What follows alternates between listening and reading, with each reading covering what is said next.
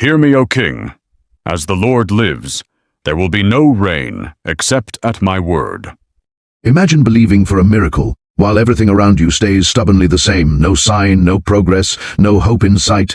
That's exactly where Elijah stood, until one tiny cloud rewrote Israel's story. In 1 Kings 17-18, Israel had turned its back on God. God sends Elijah to confront King Ahab, who, along with his wife Jezebel, had led Israel into deep idolatry, especially worship of Baal.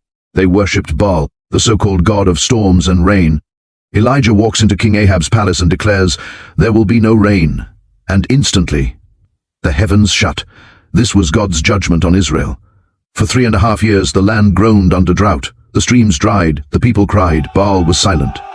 After years of drought, God tells Elijah to go back to Ahab and declare that rain is coming. But first, a battle between Yahweh, the true God, and Baal, the false god of rain and fertility. On Mount Carmel, Elijah challenges the 450 prophets of Baal, saying, "The God who answers by fire, he is God." Baal's prophets pray all day and nothing happens. Elijah prays once, God sends fire from heaven, and everyone falls to the ground declaring, "Greater than the Lord, he is God." After the victory, Elijah turns to King Ahab and said to him, "Go eat and drink, for I hear the sound of heavy rain." But then the sky, dry, silent, merciless. Not a single whisper of wind, not a single sign of rain.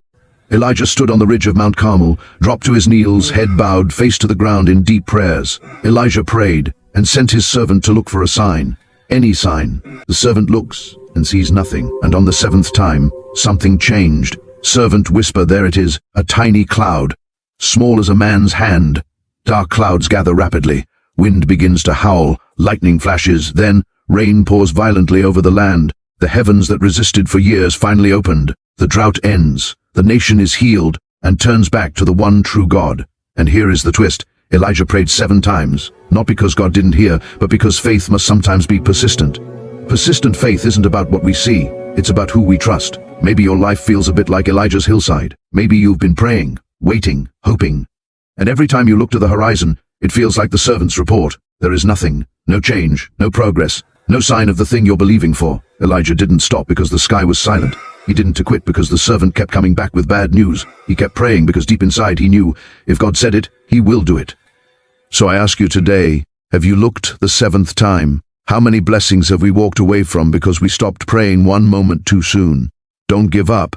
Your 7th time might be closer than you think. If this message touched you, comment "My rain is coming." Follow True Words Media for more faith-building biblical stories that challenge and inspire. God bless you.